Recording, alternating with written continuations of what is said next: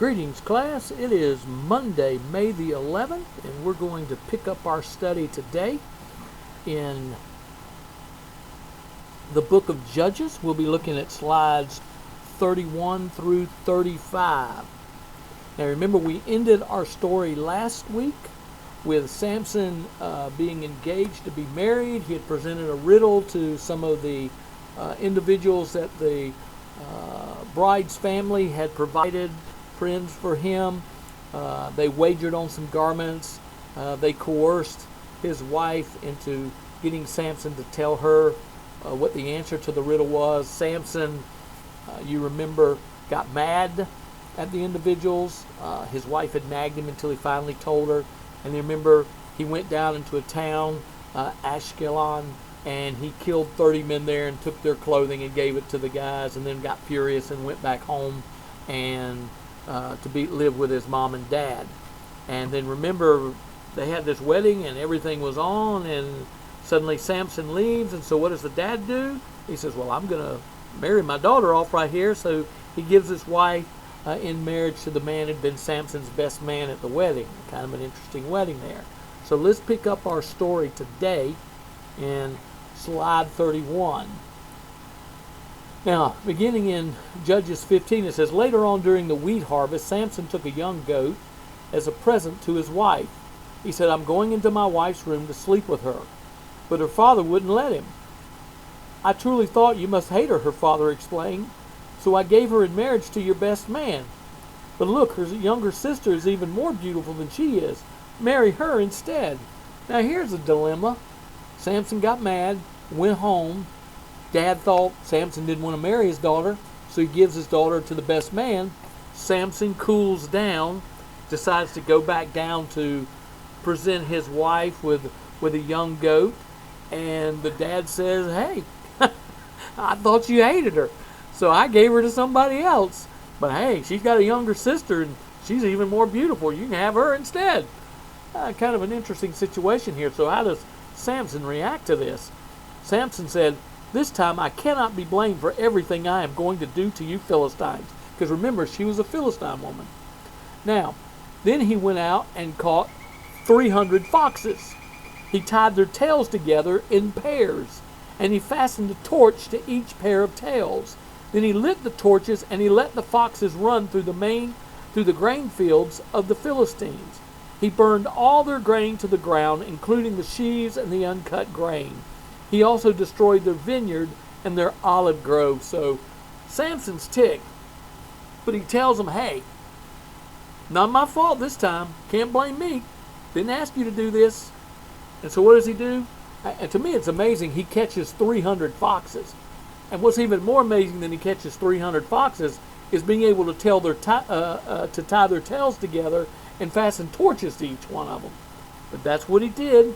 And as the fox were running away from the torches attached to their tails, they ran through the grain fields, set them on fire, and burned it all to the ground. Then Samson goes and destroys their vineyards, and he goes and destroys their olive groves. The Philistines then demanded, who did this? Samson was the reply, because his father-in-law from Timnah gave Samson's wife to be married to his best man. So the Philistines went and got the woman and her father and burned them to death. Oh man, this is just a bad situation gone bad even more. It's gone from bad to worse right here. So it was bad enough that Samson killed the 30 men in Ashkelon because they coerced his wife to tell them the answer to the riddle. And they said they were going to burn her house down and burn her with it. But now Samson gets angry because the dad gave his wife to somebody else, and so he ends up burning up their grain fields and destroying their vineyards. And they want to know who did it. And so people say, hey, Samson did it. And they tell him why. And so what do? Well, instead of going after Samson, they go to his wife, supposed to be wife, and they get her and her father, and they burn them to death in their own home. And so they both die. Samson then vows, because you did this, I won't rest until I take my revenge on you. Now Samson's mad again. He's already mad that he lost the riddle. And then he got mad because the dad gave away his wife to somebody else. And now he's mad because the Philistines have killed his wife and her dad, burned them to death. So Samson vows, I'm not going to rest until I take my revenge on you. This is just going from bad to worse to horrible here. So what does Samson do? He attacks the Philistines with great fury and killed many of them. Then he went to live in a cave in the rock of Edom. So he goes out, kills a whole bunch of Philistines, and then goes and hides out and goes to live in a cave. Now the Philistines retaliated by setting up camp in Judah and spreading out near the town of Lehi. The men of Judah asked the Philistines, why are you attacking us? What have we done? We haven't done anything to you. Why are you coming to attack us? See, they never go after Samson. They went after his wife and his father-in-law, you might say. But they don't go after Samson. So now what do? They're mad at Samson because he kills a bunch of Philistines. And so what do? They go down to the town of Lehi and they're going to get ready to slaughter them. And the men in Judah asking, why are you attacking us? We ain't done anything. And the Philistines replied, we've come to capture Samson. We've come to pay him back for what he did to us. Because you see, that's where they think he's at. They're going to do whatever it takes. Because remember, the Israelites have been under the rule of the Philistines for a long time.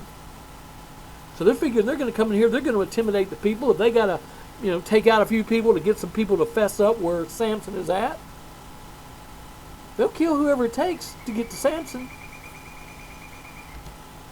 So 3,000 men of Judah went down to get Samson at the cave in the rock of Edom. You notice it wasn't just one or two guys that went to get Samson. They knew Samson's reputation. They knew he was a big guy. They knew he was a strong guy. And they weren't going down there with just 2 or 3 guys to kind of convince him to come out so the Philistines could take him prisoner. They take 3,000 men from Judah. And when they get to the rock at Edom, they said to Samson, don't you realize the Philistines rule over us? What are you doing to us? Why do you keep creating all of these problems for us, Samson? You killed Philistines. You killed people down in Ashkelon. You're just making things worse for us. Don't you know we're already under oppression by these people? They rule over us. Why do you keep making things bad for us? But Samson replied, I only did to them what they did to me. An eye for an eye, a tooth for a tooth. But the men of Judah told him, we have to come tie you up and hand you over to the Philistines. All right, Samson said, but promise that you won't kill me yourselves. So Samson willingly gives himself over to these 3,000 men, only under the condition that they don't try and kill him. But he says, I'll go to the Philistines. We will only tie you up and hand you over to the Philistines, they replied. We won't kill you. So they tied him up with 2 new ropes and brought him up from the rock. Now, as Samson arrived at Lehi, the Philistines came shouting in triumph. Oh, they had their man now. Took a little intimidation of the citizens in Lehi, but now they've got Samson and they've got him tied up. They got him right where they want him. They're going to get their revenge on him. But what happens? Again, the Spirit of the Lord came powerfully upon Samson. Remember, I told you before that in the Old Testament, the Spirit of the Lord could come upon you and the Spirit of the Lord could depart with you. Whereas in the New Testament, once the Spirit of God comes, He comes and dwells within you forever. He never leaves you. But the Spirit of God comes upon Samson again very powerfully. And what does Samson do? He snaps the ropes on his arms as if they were burnt strands of flax. He snaps those new ropes like they were nothing. And they fell from his wrist. And then what does he do? He picks up the jawbone of a recently killed donkey. He picked it up and he killed 1,000 Philistines with it. Then Samson said, with the jawbone of a donkey, I've piled them in heaps.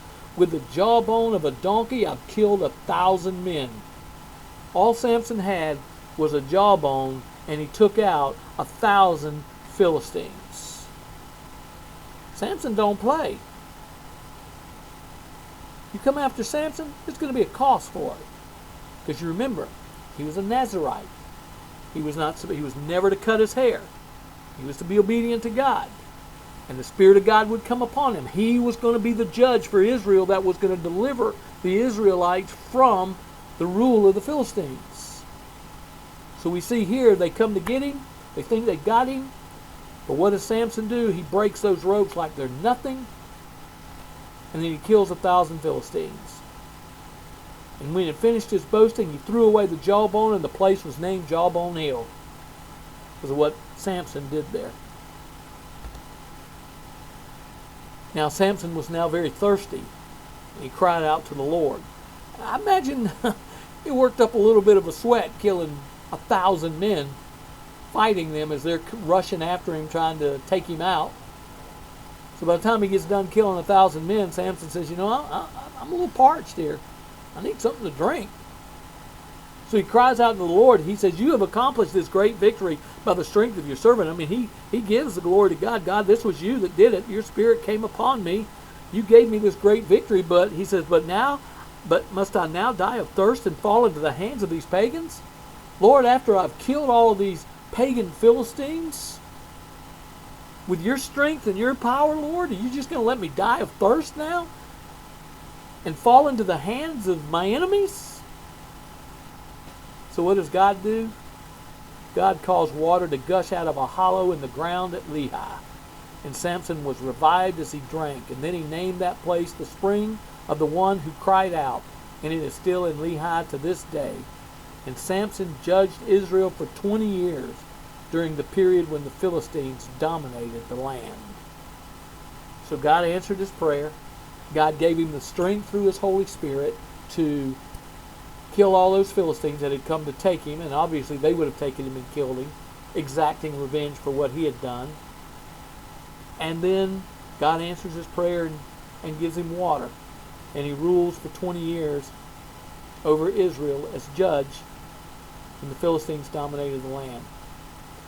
So what's one of a lesson that we can learn from this story? One of the things that we can learn here is bad decisions or small events can soon escalate into worse things. What can happen is something can start out small, and if you're not careful, it's like a snowball effect. And it can go from bad to worse to horrible to, oh my goodness, how do we get out of this? So be very careful with things that seem small and trivial and you won't let them go. Learn to let things go. Don't let things build up, because as they build up, they can escalate. They can build into worse things and worse consequences. And that's what happened here. What started out as a simple riddle ended up with 30 men being killed in Ascalon, ended up with Samson's wife and her father being murdered and burned to death, ended up with Samson killing a bunch of Philistines for it, and then Samson killing another 1,000 Philistines. So be very careful to not let the little things add up to big things, to a small problem to get into a bigger problem. Always think things through. Don't act on the moment, but give it some thought. Think it through. Seek God's guidance and do God's will.